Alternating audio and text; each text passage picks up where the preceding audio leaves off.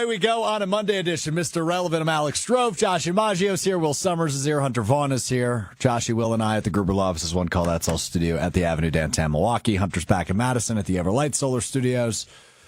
Lot to get into, obviously, on this Monday. The big news out of Green Bay. The Jaire Alexander saga is over as the Packers officially come to terms that they will go ahead and release Jaire Alexander after a meeting yesterday that took place in Green Bay. Ultimately, no deal reached. Now, we've talked about this for months at this point, whether or not it'd be smart to bring Jaire back. Obviously, we've had, some different information that's come out, right? Like, they offered a restructured contract. I thought that was a sign of, okay, maybe they will get something done. One person stood firm the entire time. It ain't happening. So without further ado, I would like to issue an apology, and I'll just do this. Josh was right. Looks right. And Will's hanging a sign up. Yeah, Josh was right. Wow. Jaire Alexander no longer a member of the Green Bay Packers. Mr. Vindication, before I give my my thoughts on it, I'll give you the floor. I thought this was always inevitable. You might say it's the year of vindication for me, but I don't want to dance on your grave too harshly here. I would go ahead and say it is indeed the year of vindication for you between Aaron Rodgers and, being the big shot you are, winning $1,000. I mean, there's all sorts of examples. This has been a year of vindication for you. This furthers that. Continue. I mean, you guys have a saying, be more like Brad for Ben. We should have a be more like Josh. Okay, let's not get ahead of ourselves. Sift through all the nonsense, all the news, and trust your gut and your brain. It'll never mislead you. Brian Gutekunst's publicly... Hold on, time out. That's not true. I trust my brain all the time, and it misleads me. I should say trust mine, then. I guess should be the advice here. Trust my brain, and it won't mislead you. Brian Gutekunst publicly spoke about trading Jaire Alexander, and that should have been everyone's shining example of, hey, there isn't anything that's going to change how they feel about him. Jaire's not going to be willing to take the lessened contract or the incentive-laden contract, as we've seen. They were not happy with the structure, I believe Rob Demovsky said on Jen Gave and Chewy earlier today. The Packers felt fine. They went out and invested in the cornerback position via free agency. And then pick after pick after pick of the draft went by, and they did not invest any further into their cornerback room. Some people took that as a sign, oh, maybe Jaire's coming back. Bah, wrong. He simply doesn't play enough, and he's simply too insubordinate on occasions for the Packers to be comfortable giving him really any sort of guaranteed money. So they took the option that I thought was the case all along. I don't quite know why it took this long to make it, other than he was set to be at the mandatory minicamp coming up. So to me, you have to parse out, and you'll see a lot of this online, and a lot of the people who are in the talk and text line or the YouTube comments. Just because you want something to happen doesn't mean that's what's going to happen. And that's an important lesson, because a lot of people are caught up in, well, now our cornerbacks stink. Fine, you can believe that, but it seemed pretty clear to me all along Brian Gutekunst and company did not think that. Yeah, I agree with you. I think you've got to take the tea leaves for what they're worth. To your point, and very early on, also trust Jason Wilde, Rob Demovsky, and those people. I would just say those guys also, though, to a point. It got to a place where they said, yeah, I honestly don't know where this is going to go. I think that was largely because it took so long. Right. Yeah. I mean, I think all of us expected a resolution at the latest by the NFL draft. Yes. And here we are a month and a half later, and you finally get a resolution on June 9th. As the Packers announced this morning, they will release Brian Gutekunst's first draft pick during his tenure as the general manager back in 2018, first-round pick, Jaire Alexander. That was the first draft pick that Brian Gutekunst made when he took over for Ted Thompson, the late Ted Thompson, as the general manager of this team. Look, this was a really unique one. And we talked about it at length, how many weeks now since that report in The Athletic came out that they had offered a restructured deal to Jaire, but ultimately he didn't sign it. I was in a place where I just didn't really understand where we were at, right? Because from January to February to even free agency when they signed Nate Hobbs, Joshy, it seemed like it was an outright, finalization of his tenure in Green Bay. It seemed like it was no doubt over. And then all of a sudden, Brian Gutekunst is talking before the draft, yeah, let's get through the draft and we'll see where Jaire's at. And to your point, they selected a corner, Michael Robinson out of Tulane in the 7th round, who likely would have been undrafted. And I mean, that's not really saying, hey, we've got this new star corner by any means. Right. They like Kalen King. They like Nate Hobbs. They like Carrington Valentine. They like Keyshawn Nixon. I don't know if they love any of those guys. I don't know that any of those guys scream, hey, there's your number one wide receiver right there. Or, corner. It's going to lock down a number one wide receiver like Jaire has been known to do in the past. So, all in all, when it comes to the Jaire Alexander release, it seems risky. I get why you would do it, given his lack of availability the last several seasons, but it's risky for a team that is going to play Terry McLaurin, Amon-Ra St. Brown twice, Justin Jefferson twice, Jamar Chase, Marvin Harrison, DK Metcalf. I mean, there's some really good receivers on the Packers' schedule this year, and there is clear uncertainty at that position. Well, Keyshawn Nixon impressed last year when he was able to play outside and played a little bit of that top corner spot. Are you sold on the idea that this guy's an elite corner in the league? No.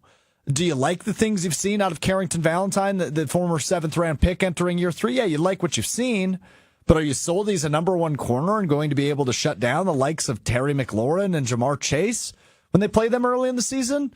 I don't feel great about that. I mean, it is certainly a questionable move. Now, the Packers, and we'll get to this more in a little bit, but they saved some money by doing this. And there are still some decent corners on the market if you just want to add some depth and just add some options at that position. I don't think that's the route they're going to go. I think the Packers right now are in a position where they look at their cornerback room and they go, hey, we have enough. Right? We trust Keyshawn Nixon. We trust Carrington Valentine. We trust Nate Hobbs. That's why we spent money on him in free agency. And look, I'm cool with that, but it certainly needs to be proven in 2025. Because as it stands right now, I go, ooh. If you're to pick out a weak point on the Packers roster, on the Packers depth chart as it stands right now, June 9th, I think everybody's circling cornerback, and I don't know that it's particularly close. So, questionable move, but I get the reasons as to why we got here. The simple matter of the fact here is Brian Gutekunst and company don't agree with you. Correct. Because and they don't agree with many fan bases, many people in the fan base. They view their cornerback room as plenty good without Jaire, and what they needed to replace it, they felt, was Nate Hobbs, a guy who can play what they believe to be both in the slot and outside. So they think they're 3 deep with starting level players and guys that will assist Jeff Hafley. Do I think, we were talking about this on Jen, Gabe, and Chewy, me and Gabe were talking about it.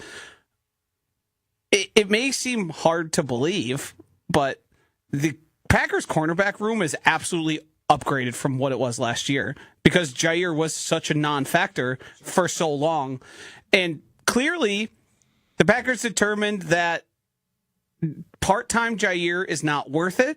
And even Jaire, when he's out there, might not be the most fully committed person you see on the football field. He certainly had his ups and downs when he's been on the field, especially over the past 4 years. I mean, they put it up on, I believe it was Get Up. Like, he's played 50% of games. Yep. We know that. And it's not just the past 2. You could backdate that even further, where he's not on the field. And that simply in the NFL is not something that is tenable, especially for the amount of money that he was due to receive. Yeah. I mean, he would have been guaranteed all that money to essentially show up and maybe get 50% out of him. And how do you know if he's back and he has that money guaranteed and he doesn't like the way things go, or he doesn't like his usage, or he doesn't like, who's to say he doesn't turn into Joe Barry era Jaire Alexander? These are all factors into, I'm sure they would love his talent if he was out there, and I'm sure they'd be happy to pay him $17 million if he was even pretty reliable. But at this point in his career, he's not even that. I would just say this, as I've had the opportunity to think about it for a little bit. I think all of the people that are doubting it, right? And I'm reading the YouTube comments. Chef Ed chimes in, I hate Goody. Nixon is not a number one quarterback. Chris chimes in, this is terrible news on YouTube. I would just say to the people that don't like that they reached this decision to remember the David Bakhtiari situation, right? Jaire Alexander is David Bakhtiari 2.0 in terms of availability is the best ability. And neither of those guys have been available. When they were, they're really, really good, right? David Bakhtiari was an all-pro left tackle. Jaire Alexander's an all-pro corner. When they're on the field, you love having them. The issue is they're never on the field. And for the Jaire part of this is that has become a distraction over the course of the last couple of years. You heard the tone in the offseason from Brian Gutekunst when he talked about it. You heard the tone from Matt LaFleur when he talked about it. They like Jaire. They like how good he is when he's on the field. But that the when word there that I just used, when he's on the field, is way too big of a when, or if. It's way too big of a factor that's played into whether or not he can provide for your football team. So, as we can acknowledge, hey, by the way, it ain't all that different from the past seasons. This is something the Packers are used to, playing without Jaire Alexander. This is not abnormal for this team the last several years. So Carrington Valentine getting all those meaningful reps as a 7th-round pick in his first and second years in the league have helped him develop a ton.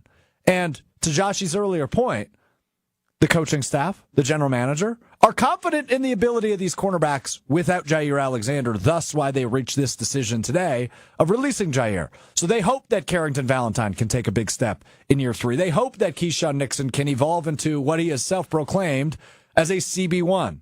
They hope the Nate Hobbs signing in free agency pays dividends, and he is a really nice piece, a versatile piece, as Josh alluded to earlier, on this defense. It's a wait-and-see time for the Packers defense. I'm not going to sit here and tell you, well, these corners are stinky doo-doo, right? These guys stink. They don't have a true number one. They're going to get burned by all the great receivers they play. I'm not going to do that. But it's certainly a risk. It's without a doubt a risk that the Packers took today by releasing Jaire Alexander. The thing is, there is certainly potential for this to backfire, for Jaire to go out and return to form as an all-pro player. The problem I have with that, though, is I don't think he does that as a member of the Green Bay Packers.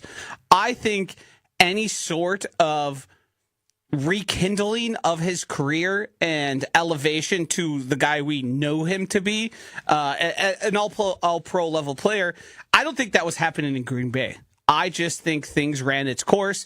He was not that great close with Matt LaFleur. I mean, he said as much, like he barely even speaks to him.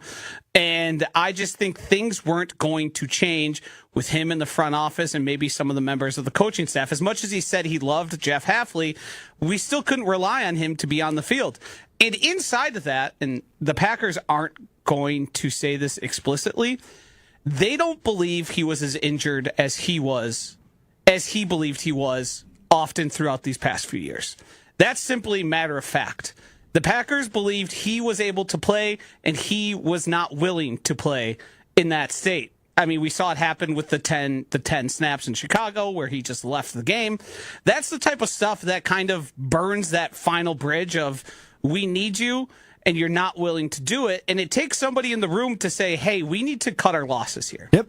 We need to not rely on this guy and move forward in a world where we know the guys we have here are going to show up and play whenever possible. And with Jaire, you simply couldn't do that.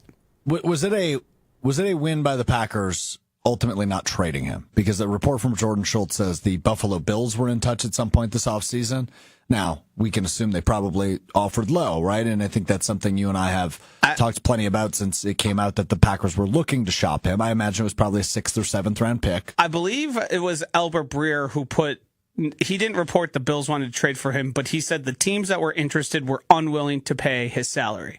So at that point, Jaire said, well, I'm not going to agree to a lessened contract just to make a trade happen here. I'm going to try and and that might end up being a misstep for him. Who knows what the market is? The fact that nobody would pay anything for Jaire in a trade and the Packers decided to then release kind of tells you what the NFL thinks about him. Yep. And I'm sure there's many teams that are going to kick the tires on him, but they're going to want it at a price they feel comfortable with. And the one the Packers had and then offered was not one Jaire was comfortable with. So we don't know the details of that supposed contract that was offered. Yep. We just know Jaire didn't accept it. And that's why when that report came out and everyone was like, oh, he's coming back, if he wanted it, he would have signed it. Yeah. If he was happy with the contract and thought it was fair, he would have been a member of the Packers. Just want to hit some cleanup on the YouTube chat, and then we'll get to Hunter. On ESPN Milwaukee on YouTube, BCrum84. It's a great nickname. Shout out. If we had a premier pass rush, you don't need an all-pro cornerback. But, so that's a thing that I've seen talked about a lot. Is we don't have a number one. Do we have a number one pass rusher? Nope. Do we have a number one wide receiver? Rashawn Gary, maybe. Not really. Matthew Golden, hopefully. Do we have like a number one defensive tackle? I mean, it's Kenny, but is it? That's not a good spot. So hold on a minute. It seems like you're coming to a realization when you say all that aloud. No, it feeds back to the thing I think we've talked about ad nauseum on here. The Packers are bereft of stars. They don't have enough stars. They lack superstars. They need more top-end talent.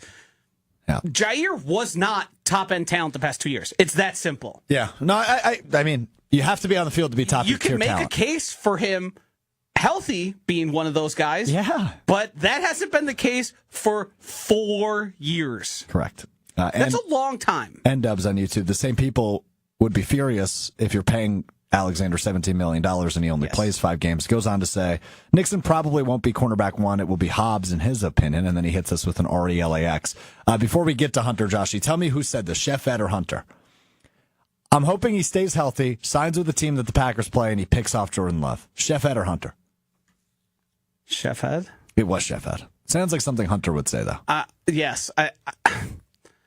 I can't understand why people are so emotionally invested in Jaire right now. I think it's because there's obvious nerves that come without security at the position. But the proof, I the agree. Concept is there, which I think people are forgetting. Yeah, I think people, maybe not forgetting, but it's still, hey. Ignoring? Maybe ignoring, because I think if I just present you the blanket statement of, hey, you can either have a former All-Pro at corner or no former All-Pros at corner.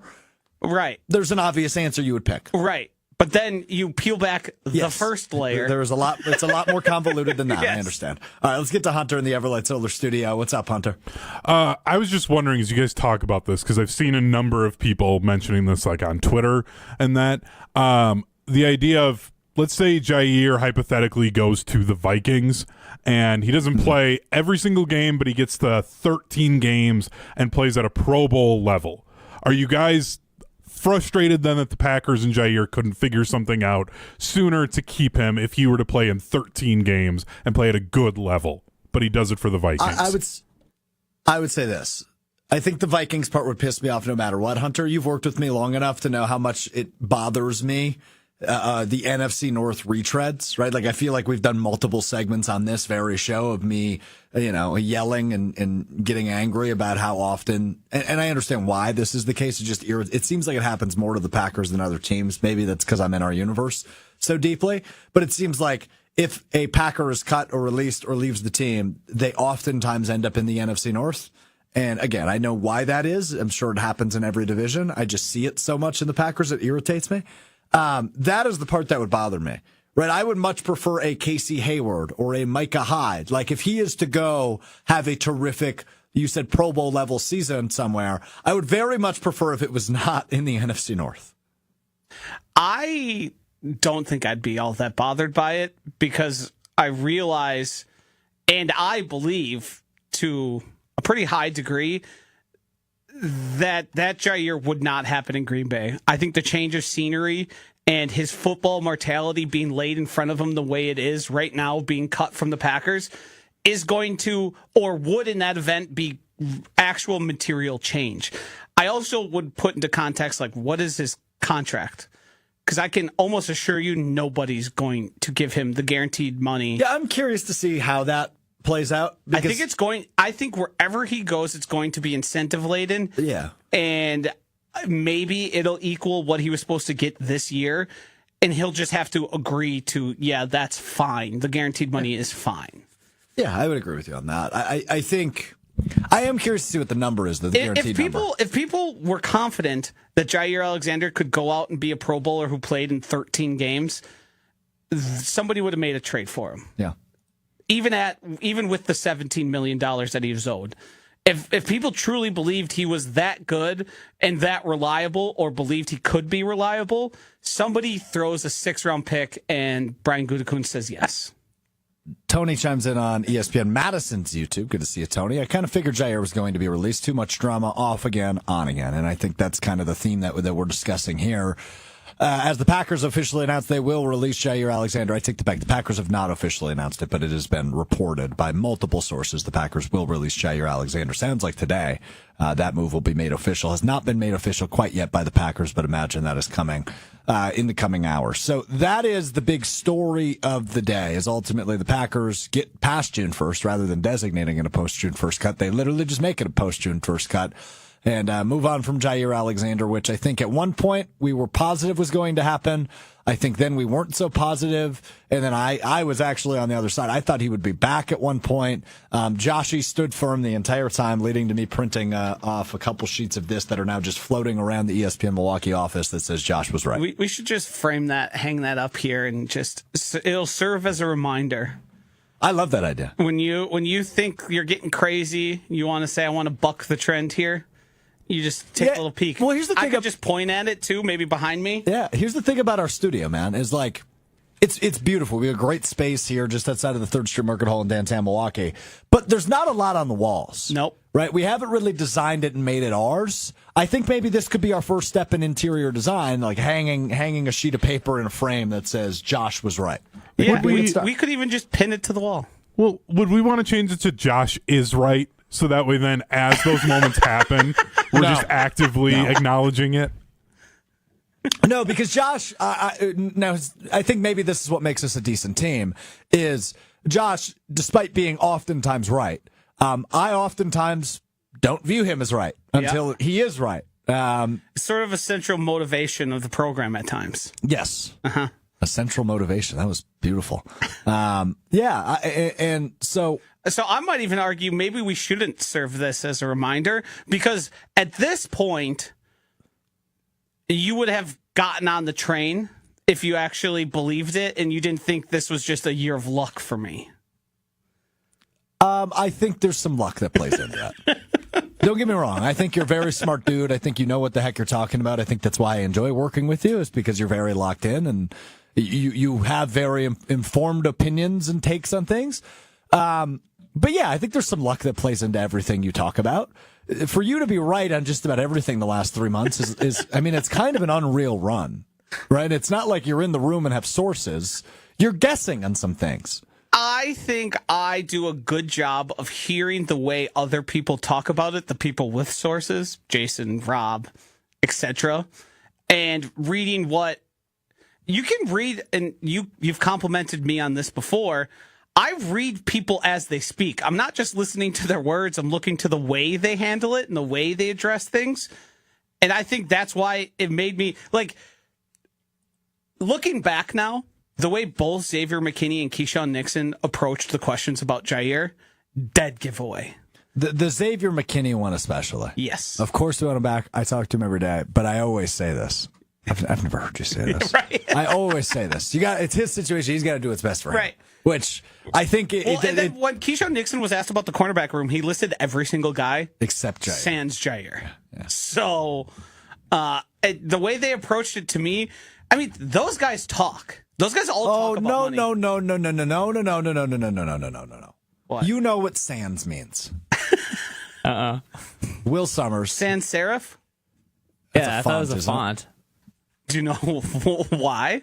Because it's without serif. You got it. Yeah. Sans means without. All right, so we can just skip over that. I saw him reach for his laptop very quickly as soon as you said the word sans. 4-letter word, just really. Come on, that one's easy. Will, that's embarrassing. We haven't gotten any down yet. I was just trying to, Oh, yeah, he had one earlier, but I missed it. I have 3 of them down because I was told you were leaving. Wow. You're slacking, Will. You got to pay attention, You also bud. told me you were leaving. my thing got canceled, so Can I ask what the thing was or not? His tour Oh, yeah, of my old apartment. yeah, Oh, no. Yeah. got moved to next month. Oh, it got moved. Okay, not canceled. They pushed it back a week. When are you moving? August? Yeah, Okay. Start of August. You can wait then. It's only the beginning of June. Yeah, we got plenty of time. Okay. Well, that's the big news today. I want to dive a little bit deeper into the actual room, though, Joshy. And this is kind of a two-part conversation that comes along with the cap space the Packers now have available, according to Matt Schneidman, and other people have said this. Matt was just the first thing I saw. Is that the Packers now have the third most cap space in the NFL for the upcoming season. I think they saved, you probably know the number right off the top here, at 17.9. Is that what they saved today? I do not know the number. I just know they have the third most cap space in the NFL. About $45 million. Yep. So, two-part conversation here within the cornerback room. Number one, do they have enough on the roster right now? Number two, and this could be corner or not corner, do you think there is a big move incoming externally? Right, and I don't mean Zach Tom extension, not more money for Elton Jenkins. That's not what I'm asking. Do you think there could be a move of sorts coming externally, whether or not that's in the cornerback room? And do you think the cornerback room is at a place where, you know, you're comfortable with it as a fan? Because I'm really teetering back and forth on that.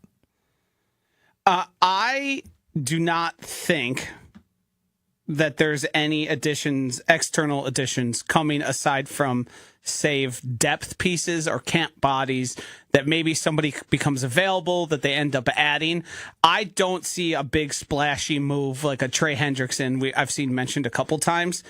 I would be thrilled by that, but that just doesn't seem to be in the card for the Packers. We know how they value draft picks, and we also know how they value paying guys that are over 30. I should say, I think we know. I think we know how they value paying guys over 30, which is not really at all. I think I've long held the belief, I think I was even saying this last season, that Keyshawn Nixon and Carrington Valentine are both better cornerbacks than large parts of the fan base give them credit for. I don't think either of them are number one lockdown, shutdown corner type of guys, but I think they are plenty good and plenty adequate. I think even a increase to league average for the pass rush makes them look even better. Mm-hmm. And I'm not asking for a lot. I want you guys to get home a little bit more and to be league average. I think that improves things a lot. I think another year in the system with Jeff Hafley also improves things a lot. And I also think when we look at the cornerback room, we are ignoring a part of the room that plays safety. Because the three guys that I can name, Xavier McKinney, Evan Williams, and Javon Bullard, all are capable of playing corner at some degree. Javon, especially in the nickel. Yeah.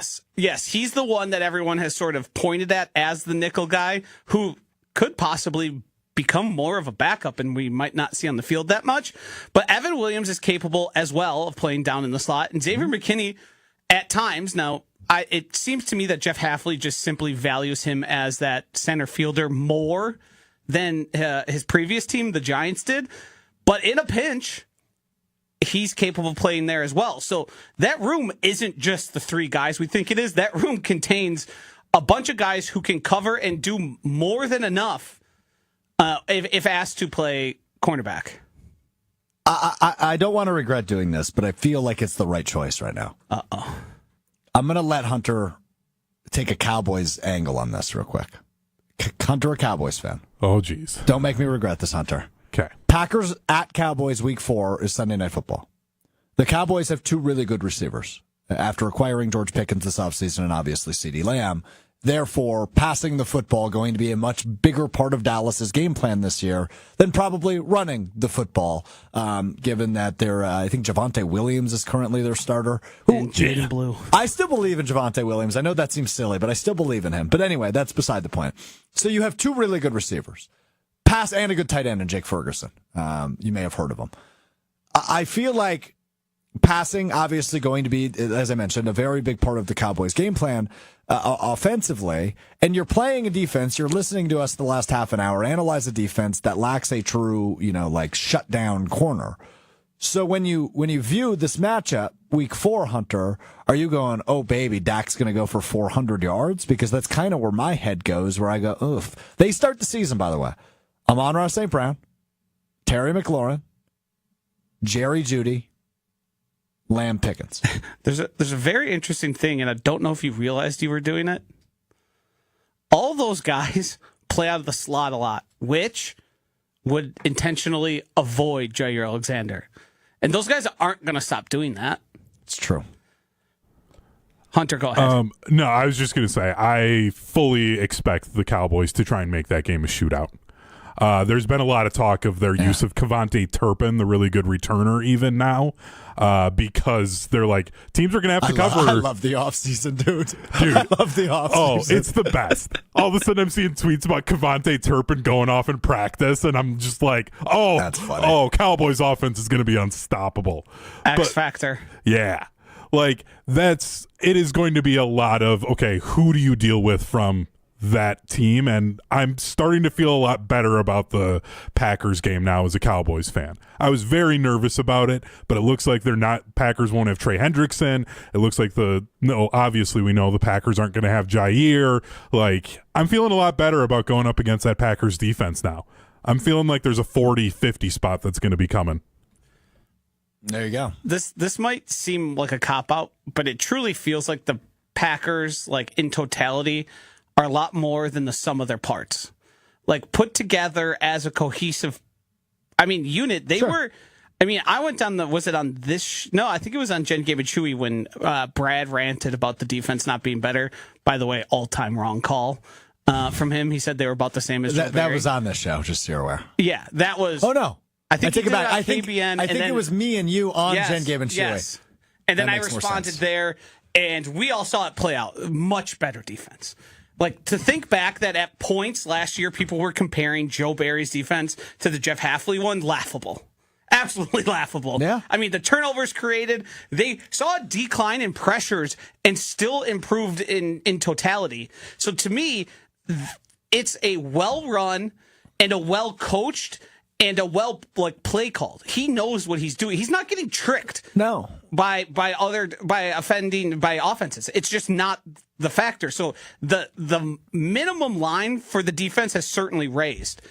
They definitely got beaten at points. I actually think you're making a very good point that maybe we should just all wrap our arms around for a quick minute. We might be overreacting to the lack of Jaire Alexander a little bit because it is a big story, right? This guy was an all-pro for this team. When he's on the field, he's awesome. But again, this is something we mentioned earlier. Let's keep in mind how little he's been available the last few seasons and how much the Packers have operated without him and with the understanding that they cannot expect him to be on the field. It's just gravy if he's on the field the last several years. So this move today does not make the Packers a bottom feeder all of a sudden. This does not make their defense horrible all of a sudden. I actually think, and I don't know if you agree on this, I actually think you can expect improvement year over year from the Packers defense. It's year two in a system. You're a little bit more comfortable with what you are doing.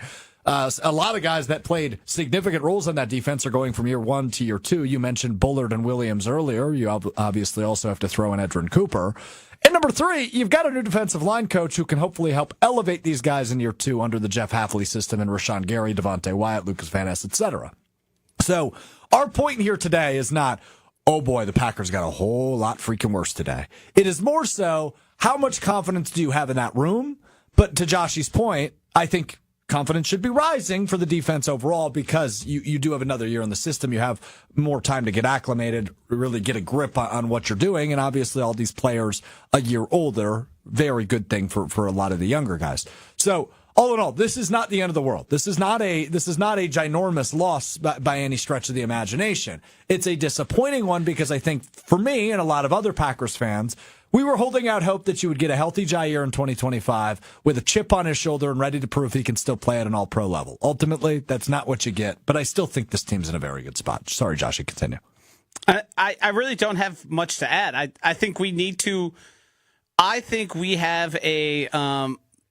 It's like almost like a generational trauma of the defenses in the past have created a concern and an undertone always of the Packers defense is not going to be good enough. They're always going to let us down. I think your confidence in Jeff Hafley and what he was able to do with the guys they had last year should instill the utmost confidence in you. And I think he's only going to get better as a defensive play caller as he continues to learn the NFL game more and gets more and more familiar with the athletes that he has on his side of the ball. I only see things improving, and I know one thing, he's going to put his guys in the best position to succeed.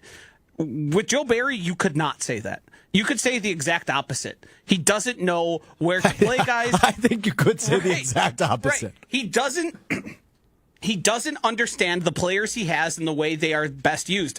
I don't think that's the case. I mean, Edgerrin Cooper was a guy who barely knew assignments, but was able to make splash play after splash play because his defensive coordinator said, I know he can do this, so we're going to ask him to do this a lot.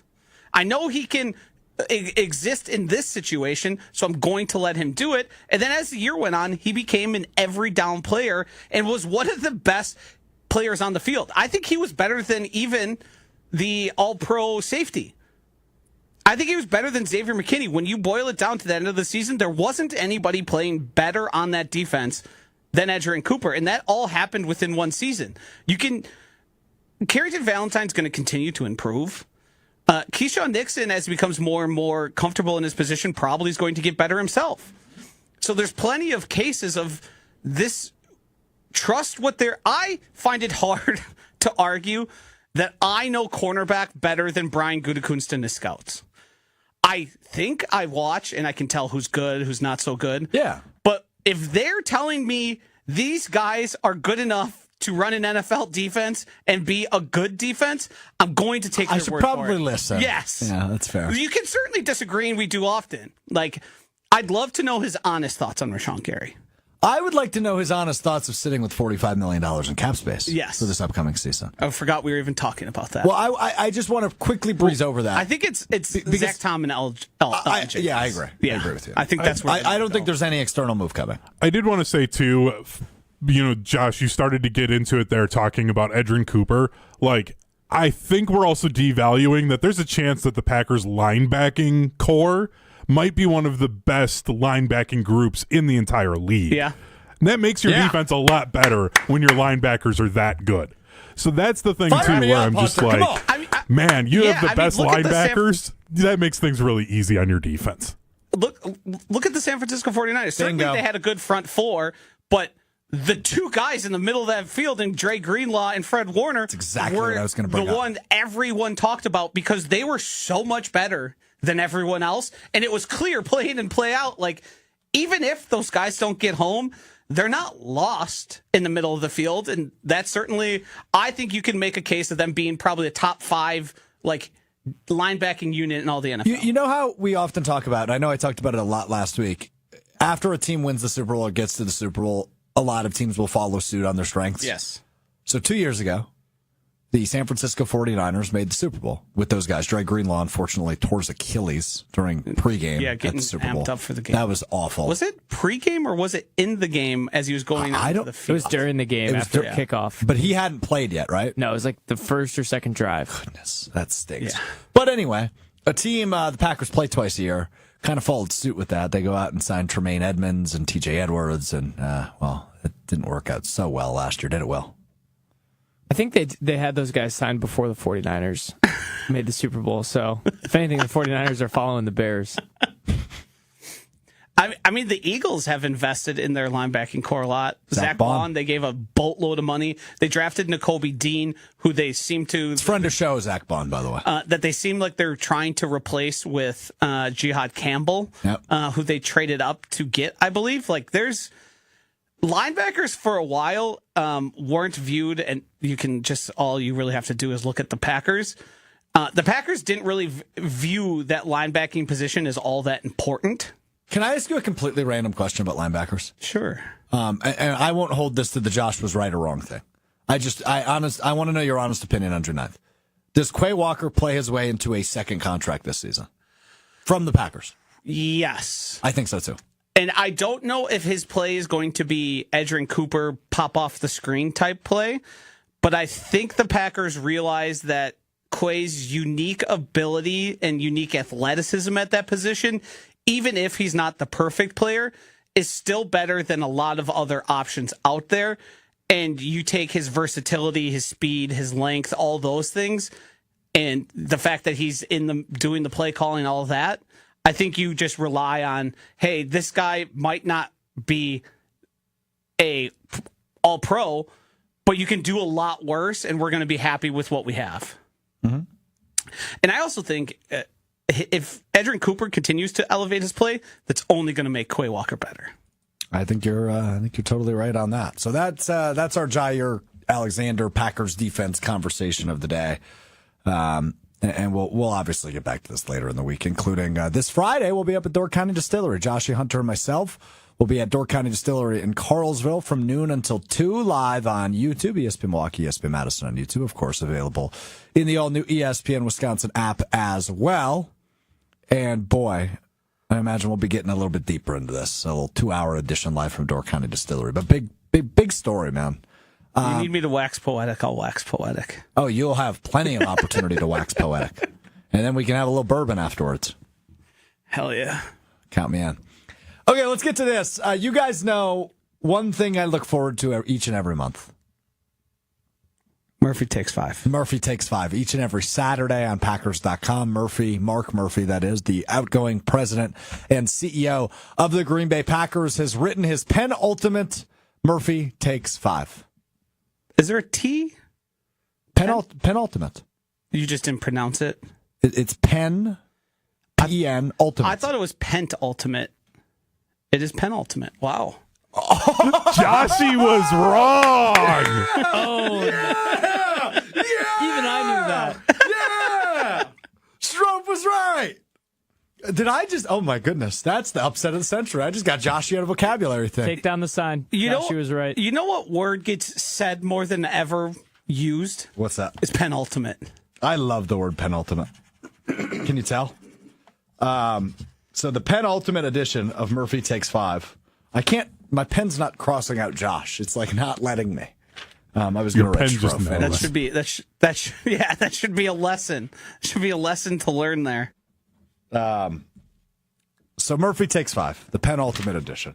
Strouf was right. You probably can't even see that. Couple of things. I'm going to be honest with you guys. After last month's following the NFL draft, little underwhelmed by this edition of Murphy Takes 5. Let's be honest. Almost all of them are underwhelming. Oh, that's not true. Except They're for informative and opinionated. Except for when he decides to delve into race debates and things along like things that you would typically tell somebody in that position probably best to see he likes to use it as an opportunity for him to say anything. Yeah. I think that's why I love it. In most places you would tell somebody, let's keep it football related. Yeah, maybe. But that's his own prerogative, man. He gets to do what he wants. He's the author. He's the genius behind the operation. Murphy Takes 5 is a microcosm of what I believe to be accurate about Mark Murphy. Is he made and was part of a lot more football decisions than I think we are aware of. I think you're right about that. I don't know if he's necessarily pulling Dolan and saying we're firing Tibbs, but I think his opinion weighs heavily in some of these discussions. So hold on a minute, because I think it dates back to an all-time moment for our guy Jason Wilde, and you'll remember this. Yes, what makes you qualified to hire the next football coach? Never liked him after that. Yeah, they didn't get along well since then. The former Northwestern University athletic director, by the way, Mark Murphy. But he had never hired an NFL head coach before. I thought it was a fair question. It remains a fair question. But ultimately, he got it right. I was going to say, ultimately, he made a pretty good call. He got it right. Let's be honest about it. But traditionally, the coach was left up to the GM. Mm-hmm. And that was sort of just how things went. That's how Bob Harlan had untold amounts of success with the Green Bay Packers and revitalizing a once great team. Let Ron Wolf do it. And I don't want to totally discredit Mark here, but if you see and hear him speak, you would be led to believe that the Matt LaFleur hiring was more luck than genius. Yeah, that's fair. I think that's a fair way to phrase it. That's more spot luck on. than genius. I think maybe a little bit of both, luck and genius, because you got to get lucky too, right? I mean, even if you hire Bill Belichick like North Carolina did this offseason, you still got to get lucky. I think to some degree, and I think there was a clear, as we've seen, is still one of the most important things in the NFL is, are you connected to Kyle Shanahan? He was ahead of the curve on that, though. Yes, he was one of the first to do it, but that seems to be one of the prevailing mottos of NFL head coaches. No, you're right. You're right. Because defensive coordinators were even getting hired because of Kyle Shanahan. You know who was the defensive backs coach for Kyle Shanahan? Yeah, I sure do. His name is Jeff Halfway. Yep. Okay, let's get to Murphy Takes 5. I have 2 takeaways this month from Murphy Takes 5. So we start with the final question that was posed. This one from Anthony in Kewanee. Kewanee, good city, good little town there, not far from Denmark. So Anthony writes a little bit, gives a quick compliment of how Mark Murphy announced the first-round pick, and then goes on to write 9 sentences about EA Sports Madden franchise. And pretty much just spends the entirety of his paragraph complaining about how bad franchise mode is in Madden, and for some reason felt the need to contact the president of the Packers for this. Mark Murphy goes on to answer. I'm just going to read it verbatim. Thanks, Anthony. I was extremely honored to be able to announce our pick in the first round and was very pleased that Matthew Golden is an easy name to pronounce. I thought the 2 highlights of the draft were both when Matthew and Baron Sorrell were in Green Bay and they were picked. Our fans loved it, and I am sure it is something neither of them will forget. The great thing about Baron is that no one in the draft room knew he was here. He paid his own way to come to Green Bay for the draft. What were the odds that he would be picked by the Packers? So that is 7 sentences on Anthony's first sentence. And then the other 9 sentences Anthony wrote got a 3-sentence response. A 2-sentence response from Mark Murphy. He says, with regard to your question, while I do appreciate your thoughts on Madden, I am not the best person to ask about Madden. Let me check with my grandchildren and I will get back to you. That's the end of the Murphy Takes 5 article. He took the opportunity to pat himself on the back. He just needed an in to say, yeah, that was pretty cool. I got to do that. Congrats to me.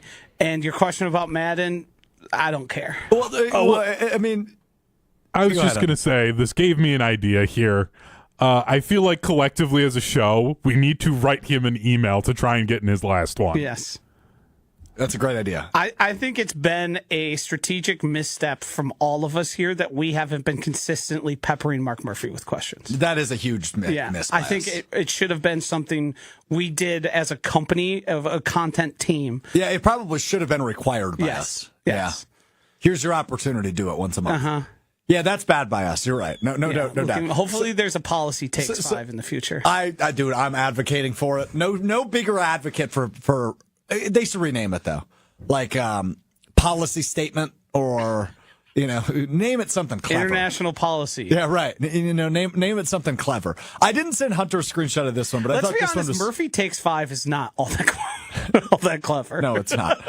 But I didn't send Hunter a screenshot of this one, but I thought this one was just funny because it's very Mark Murphy-esque. So this guy named Dan J., I assume Mark knows his full name, but Dan J. writes in something about... Are you talking about the way he ended this one? Yes. Yeah. So he wrote in an idea about when the Eagles come to town after the tush push wasn't banned, and the Packers should mock him with Jerry Kramer doing a voiceover. It's a really clever idea by Dan J.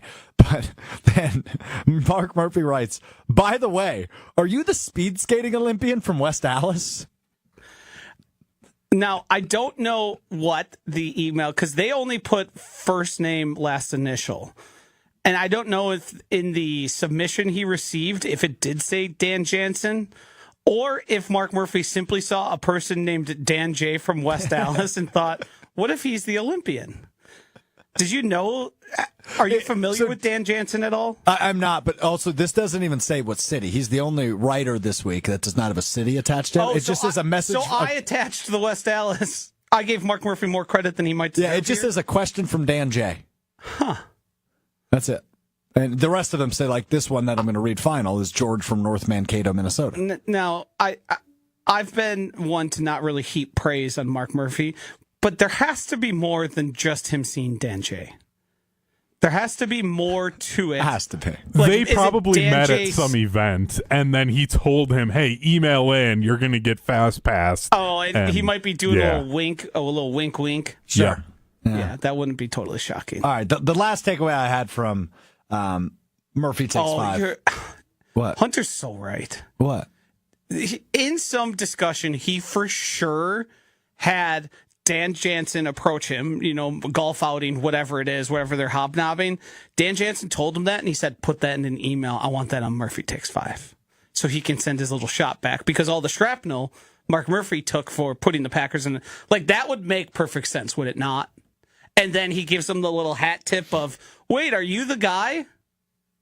Do we think Dan Jansen actually even asked this question? Or this was just a repurposing of Dan Jansen saying it to him in person? Might be onto something with that. Yeah. You're a dork. All right, last thing from Murphy Takes Five. So George from North Mankato, Minnesota wrote in essentially asking, do you have any regrets during your tenure as the president and CEO? And he goes, while we have enjoyed consistent success on the field during my tenure, I regret that we only made one Super Bowl appearance. I would have loved to win a Super Bowl with Brian Gutekunst to Matt LaFleur. We were close many times, and I'm confident that they will break through and win a Super Bowl in the not-too-distant future. Well, Mark, I also regret we've only been in one Super Bowl. I also regret that we've only won one Super Bowl. I've also regret that we haven't won a Super Bowl with Brian Gutekunst to Matt LaFleur, despite being a number one seed multiple times, having an MVP quarterback multiple times, and getting very close multiple times. I also regret that. I agree with you on that. I think I can make and pose a reasonable argument that despite them not winning a Super Bowl, he has some bigger regrets. He might not realize them, but I think we as a public might view them. How much can you regret not winning something? That to me doesn't even really hold water. I don't know that counts as a regret. Right. A shortcoming. Right. Yeah. I mean, I regret not being a supermodel. I regret not being a Calvin Klein model. Okay, what does that mean?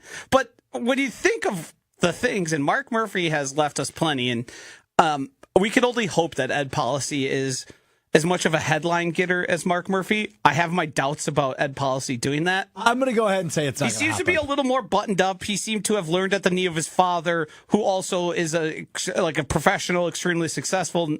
Not that Mark Murphy wasn't. He's just a little bit more of a dope. There's a few things I want you to mull here. A little bit more of a dope. Dope he's dopey.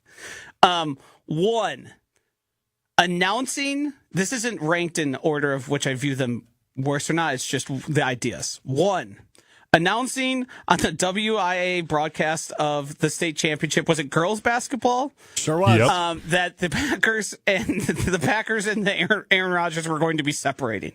That was an odd time, and definitely not a time that was talked about amongst his PR staff or anybody within the building. That was such a good moment.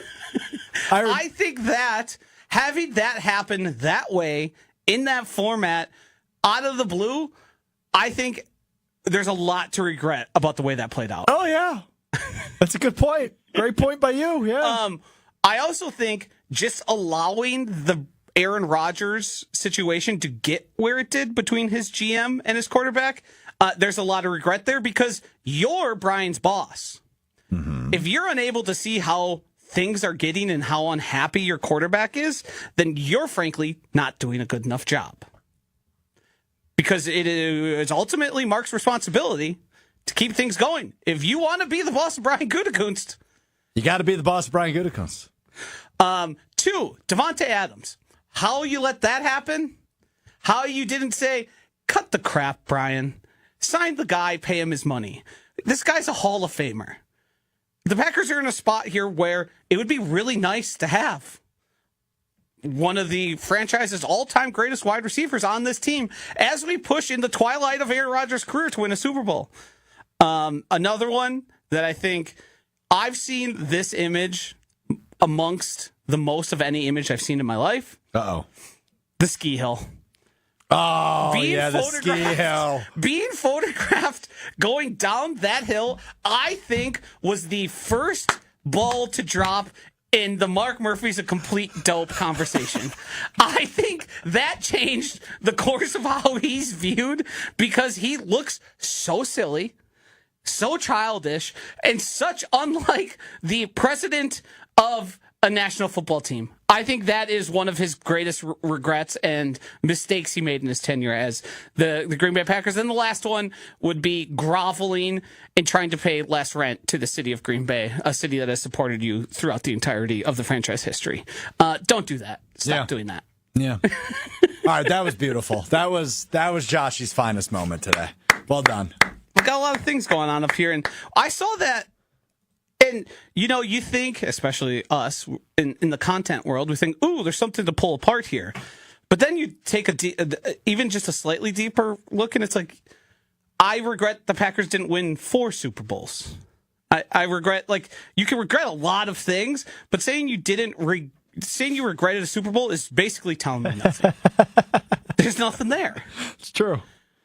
But I think all of those things, Mark Murphy can look back on his career and say, I probably screwed the pooch on that one. The girls' basketball tournament has to be number one.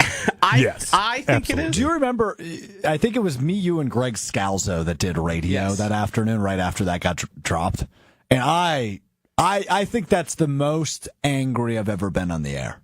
Yeah. From a fan perspective. Yeah. Yeah. And not to be disrespectful, but not everybody's tuned into the local cable network, like the over-the-air network for, it was semifinals, was it not? It wasn't even the championship. It was day one of it. And day one. He was supposed to go there and talk about oh yeah, they're doing this thing with part of kind of our facility. And all of a sudden he just brings it up. The Packers love hosting or supporting the WIA. At 2 p.m. Yeah, it was in the middle of the afternoon on a Thursday. Crazy. It was great. Anyway, all right. Do you think the PR staff and the all the kind of communications people? Yes, the answer is yes. Are fist pumping, knowing yes, we're free. We don't have to put up Mark fires. But here's the thing. That's got to be a fun part of your job. He keeps it very interesting. Knowing people like that, I think they want things to go. Wait a minute. Exactly. Hold on. Slow down. What? When you say knowing people like that, yes. You don't think I'm like that, do you? No. I'm saying knowing people like the people in their positions. Okay. Having I thought you were referring to Mark Murphy. talked to people in PRs and communications. They don't like when you upset the apple cart. They don't want to have to say, here's the party line. No, but I think with him, he's been around almost, 15, 20 years. You got to know at this point he's going to say something at some time. You know it, but you tell him time and time again, stop doing that, and he keeps doing it, and then he looks at you with his dopey face and says, oh, sorry. And then you got to fix it. That's your job. Mark Murphy goes out there, craps on the floor, and then turns around and looks at his communication staff and says, all right, clean it up. All right, what now? Are we going to try and, collectively in this content world, try and force things onto Ed Policy? Because, I love this about Mark Murphy. It's one of my favorite things about getting to cover and talk about the Packers. Are we going to try and force this the first few times he speaks? Because we're so used to Mark Murphy saying just dumb things. As a content person, I very much want him to be more like Mark Murphy than Bob Harlan. As a fan of the team, I would like him to not be at all like Mark Murphy. I want a little Mark Murphy, but not a lot of Mark Murphy, if that makes sense. When did the Mark Murphy doing Mark Murphy stuff reach a breaking point for you where you thought it was the girls' basketball tournament? It's not close. It was that day. And then every subsequent action has been well, here we go again. Yeah. Although, I mean, I had I think it was 5 or 6 minutes with Mark Murphy earlier this year, right before the NFL draft. He is just unapologetically Mark Murphy. Well, he thinks he's the funniest guy correct. in every room he's in. But here's the thing. I'm an easy audience. Yeah, oh, yeah, absolutely. It's easy to make me giggle. Yeah, he easily tried to test the waters on you, saw it was going to work, and was like, all right, let's go. Yeah. He said, I got a sucker. Yeah, and I got one on the line. Had me giggling. He was trying out new tricks on you. Yeah, trying out some new material. Yeah, he was trying out new material because he went on with Jim Montmiley the next day and used the exact same joke he used on me. Ridiculous. All right, you learn something new every day. We learn something new today. Time now for What We Learned in Mr. Relevant, which is presented by where we'll be on Friday. Door County Distillery, locally produced, handcrafted, award-winning spirits made locally in beautiful Door County. Whatever you need for your graduation parties, Father's Day celebration, tailgates, whatever you got going on this summer, Door County Distillery's got you covered. Whiskeys, brandies, rums, gins, and more. Check them out at doorcountydistillery.com to find the retailer nearest you. Very cool search tool, by the way. You can find the exact product you're looking for. It'll show you the retailer nearest you, as well as a ginormous list of unique cocktail recipes on their website, doorcountydistillery.com. Ginormous? It's a huge list. If this list doesn't adequately prove to be ginormous. Okay, so what would your number of ginormous be? Because I think they have an exact number. Let me pull up I don't know. What to you makes ginormous? Tell me what's ginormous. I would say over 200. That's ginormous. I think that adequately finds ginormous. I hope they don't have 199. I do. Okay, I lied. They don't have a number. But it's a lot. I'm just scrolling and scrolling and scrolling and scrolling. I'm sure they have a number and they're aware of it. They've told me before, but I don't remember it. But there is, I mean, there's definitely hundreds on their website. Yeah, I think once you break 100, you can start calling things ginormous. All right, well then we're in the clear there, because I'm just scrolling back. Ryan the Catcher cocktail, peppermint patty martini, Orange Dream cocktail, Sex on the Lakeshore, which we made last year during one of our little commercials. You know what I'm a sucker for is anything Orange Dream. All right. I didn't know that about you, Josh. Love a good Orange Dream, too. 4 ounces of orange juice, 1 ounce of triple sec, 2 ounces of Door County Distillery vodka, and 2 scoops of vanilla ice cream. Oh, yeah. And then you blend that and put it in a glass. Yeah. Garnish it with some whipped cream. Could drink that all day. Those. I know, right? That's what makes summertime great, man. You can get wild with the cocktails. What I learned, I'm mad at Kay Adams. Whoa. Kay Adams on her show today advocating for Jaire Alexander to sign with the Minnesota Vikings. Yeah, I thought she was on our side. For all she's done for the Packers. She asked for a statue outside of the Gentlemen's Club in Green Bay at one point during her recruitment of Devontae Adams earlier this offseason. She wanted a statue in Green Bay. And now she's recruiting Jaire to the Vikings. So what's going on here, Kay? Pick a side. That's what I learned. She's just addicted to the story in the headline. There's not much else to be said there. I've got one here. I saw this last week, and we didn't really have anywhere to put it. A cow in Juneau, Wisconsin, survived being impaled by a piece of wood during the tornadoes. Oh, my goodness. Wow. There's a picture here. It's on WSAZ.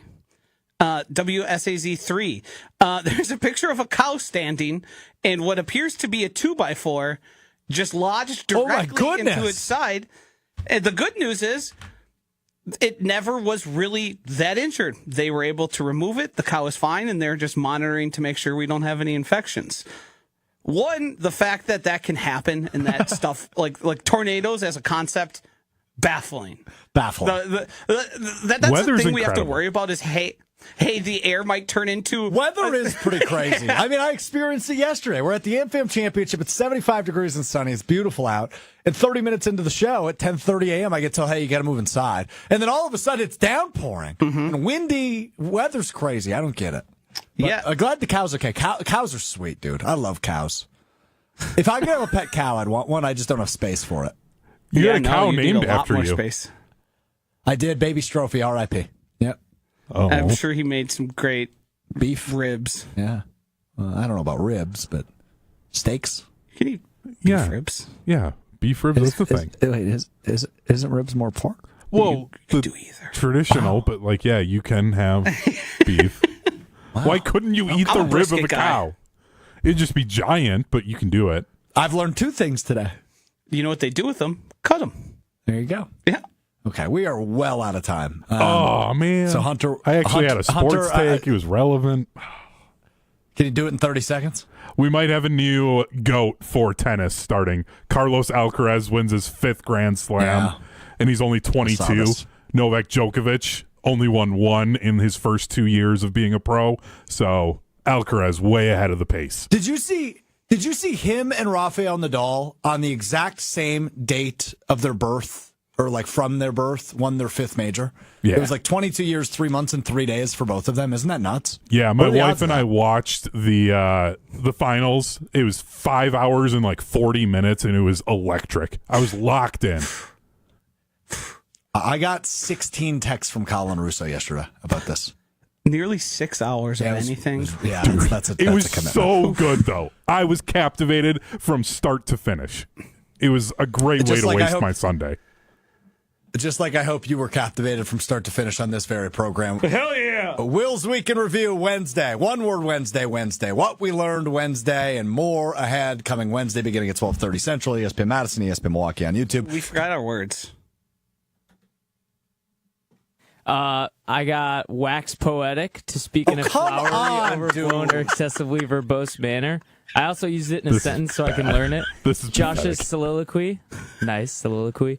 Mark Murphy was wax poetic. And then I did No, didn't use it right. Okay. He What waxed poetically about Mark Murphy during his soliloquy. Sneaky, what's happened with this is we're learning a lot more about Will than I think we intended. I also got one for Sands. Strouf Sands knowledge about the population of Wisconsin cities. Nope. See, you could have dropped. They said serif. You could have looked up what serif is. You had the layup, and you just ignored it. I It's didn't getting look it up. creative. I like it. He's 0 for 2. Keep taking hacks, baby. Is that it? I wish it wasn't, but yeah. Oh, my God. Talk to you Wednesday. Peace.